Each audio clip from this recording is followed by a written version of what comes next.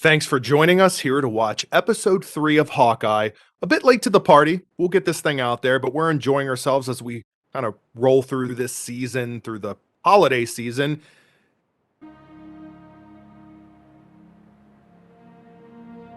Oh.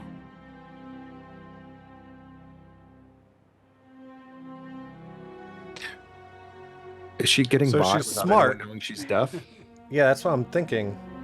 Kind of like, obviously, like Daredevil, we can get by without it's essentially Daredevil, but without being able to hear things, right? Right.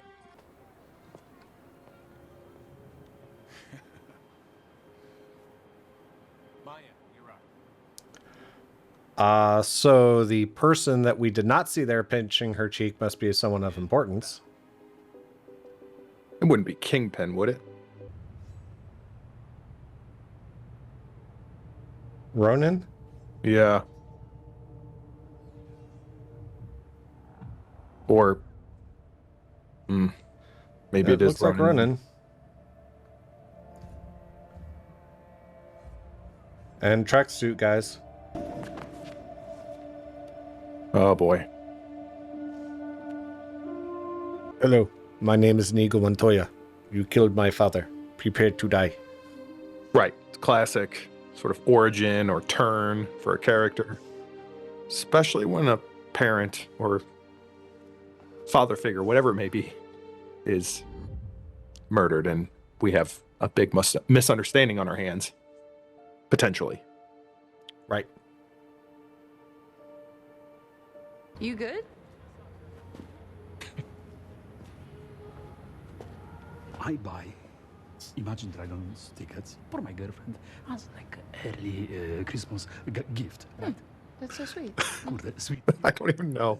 She said that the tickets were gift. So He shouldn't really need to clear her name very much. You figure because of the snap, it's 5 years ago, she was 17. Maybe she'll put it together, like you said. I mean, anyone with a little bit of brains probably would. We've established she has brains. God, how did you do that? Clint! go help Maya, all right? Bring him back. I mean, I assume he has a plan. As far as knowing she can't get out of that. Divide them up and divide and conquer. Worst case scenario, you need something to throw. Oh, yeah, that'll really slow him down. I just love that they've been reduced to throwing toys at one another. Yeah, I was kind of hoping I'd get to see a variety of different toys getting thrown. I always just assumed it was out of one ear. It was both? Well, my guess is one might be completely deaf and the other is only partial.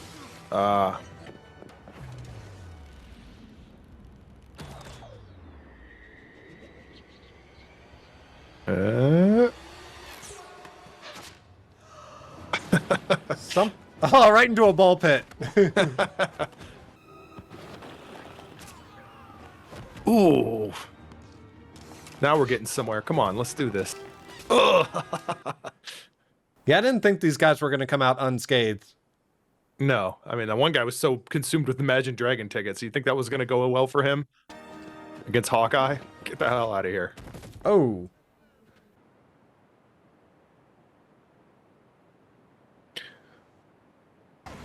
Oh, there we go. Are we doing a single take here? Is that what we're doing? It looks like it. We ready With to a play? rotating camera. We finally ready to play? Oh, I like. Keep that going. Take some liberties. Just don't let me know. I want the single take feel. Let's make this happen.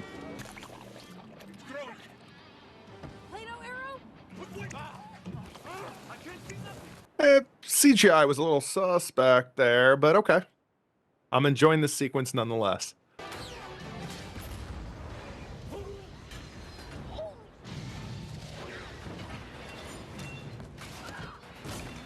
It's just a flesh wound.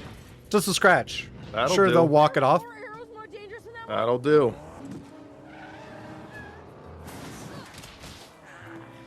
Of course, we Of gotta have course. Christmas trees. Going through Christmas trees. All right. Yeah. Here, acid arrows. Drop the stoplight. How often did he have these arrows ever in the Avengers? I mean, don't get me wrong. I get that it's an opportunity to really highlight and dig deep on his capabilities or his arsenal, so to speak, in this case. But all of a sudden, he's just got a big trick bag. Never used one in Avengers. Whatever. It's fun. I'm just, Is he gonna hit her arrow?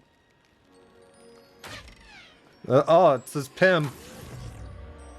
That's why they focused on the front of the arrow. It said Pym on it. Right. Little Ant-Man connection there. Yep. They brought handguns to an arrow fight. You don't want to see what this arrow does. Trust me. Oh. I still want to know what that arrow was supposed to do. It's the USB one. I think he used it in the first Avengers movie when he was controlled by Loki. Yeah. Call yourself one of the world's greatest archers. Oh my God, you really think so? I won't lie, I wasn't sure how I'm doing. Probably should walk the dog. He can't hear you.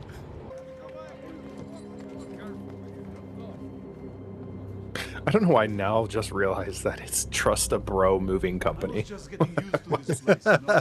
Yeah.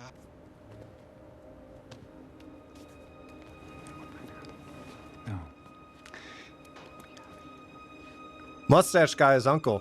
I'm just, they haven't introduced any other new characters, and if there's a evil uncle that's in charge of everything, then I'm assuming it's Mustache Man. I've been thinking about your branding issue.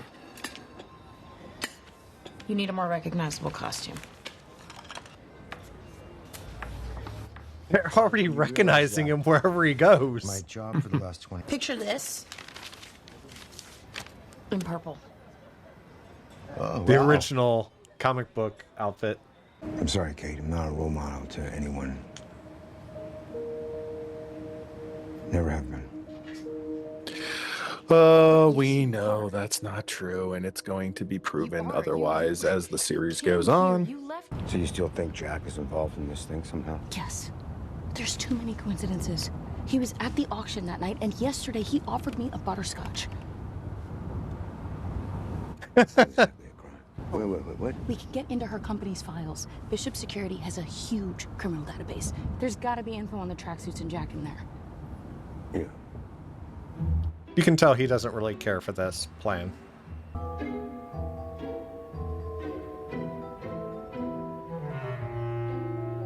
They're really having fun throwing in the Christmas music. Yeah, Dance of the Sugar Plum Fairy. Got a lot going on. It's like Hawkeye's bag of trick arrows, just a bag of various Christmas classics going on here. Wonder if we'll get the Home Alone music at some point. Technically, Dance of the Sugar Plum Fairies was in Home Alone. Yeah, but it's not the Home Alone theme. It's not John Williams' score that they would. They probably own John Williams, so maybe they will. Don't move. Oh boy. And there he is, Jack. And that looked like the retractable blade sword. Oh, that was the end? But it was a good episode. I mean, there wasn't anything earth-shattering on it. We saw the relationship grow a little bit more, is mainly what this episode did. It was, how do they get out of the track shoot stuff? They have some fun with some arrows, and you let these two kind of grow a little bit. That's kind of what I felt like this episode was. You're not wrong. I mean, it definitely enhanced their relationship. She got to see a side of Hawkeye of being the family man. She got to see that front and center, right? I think it was important that they do more in introducing Echo. They did that, a little bit of an origin story and her upbringing and what ultimately happened and why she's got the sort of vendetta against Ronan that she has. And we have Jack, who is obviously connected to this in some way. We speculate, of course, that he is the person that is above Echo in this case. Very likely is. I do wonder if there's a little bit of misdirection going on, red herring, what have you. I'm not sure exactly how that's going to land, but this is what we're left with. And I think it kind of set the stage as far as the actual conflict that they're going to be facing for the next several episodes. I think there was one important line here that might not play more in this series, but they could absolutely have more fun with, is he made the line of about what else could from the Avengers compound got out there. So apparently the Ronin outfit and sword was sitting in the Avengers compound during Endgame. That compound got, blown up by Thanos. But that doesn't mean there's not contents of it that could be out there, right? To a certain extent, they could obviously have fun with that with other, Stark tech or other things that kind of make it out into the black market.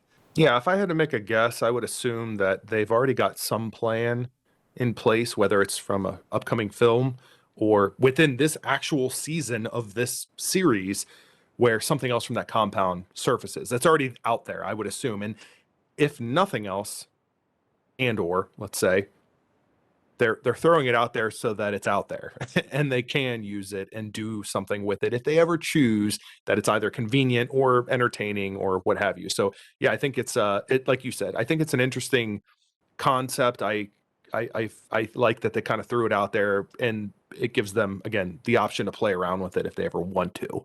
We have a Spider-Man movie that comes out next week. Right. That's going to happen in New York that plays with the multiverse and is a big event.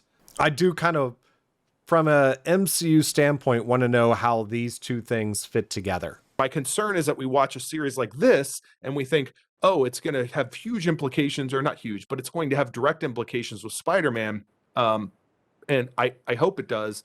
But so far, I just haven't felt the weight or the significance of these series tying into the movies yet. And I know we haven't had much to work with, but we've had Black Widow, Shang-Chi, and we've now had the Eternals. Those were the Eternals. only things we had. WandaVision is going to play into a little bit with Doctor Strange 2. Falcon and Winter Soldier is going to play a bit into the new Captain America movie. But I think at a certain point, though, they're also trying to keep it limited because they don't want to make people who only watch the movies feel like they're missing stuff because they didn't watch the show. Yeah, I think it's the simplest way I can put it is reward me for watching the series, but don't punish me for not watching it when I'm watching the films. It's a delicate balance. I get it. But somewhere in there, they haven't maximized it just yet. And I'm curious to see if they can do that. So I'm looking forward to the next episode. I don't know what's gonna, obviously gonna happen. I'm not super invested in this. I'm enjoying it, but I'm not invested in it. So, they've obviously telegraphed that, Captain Mustache is the main villain in this. So, it's just a matter of, is that going to be revealed in the next episode, and then we'll do the last two episodes for the cleanup and the finish. I would assume that's how we're going to do it. I do think that this was probably the stronger of the 3 episodes because things are starting to move along. I feel like I kind of know where it's headed. I wouldn't be surprised if the next episode really solidifies what we're in store for. Yet 4th episode out of 6, I don't know. I'm not going to judge too far in advance, but nonetheless, let's see where this is ramping up to, and it needs to stick the landing, I think, at this point. So we'll continue on. Again, I'm enjoying it. I think it's good. I don't know that it's must see, even in terms of MCU, just yet, but I'll wait it out. Yeah, and we'd love to hear your comments, your thoughts, your feedback. We always enjoy reading those and sometimes replying to them. So absolutely leave your feedback and comments down below. And until next week, this is Adam and Andrew with It Takes Two Takes.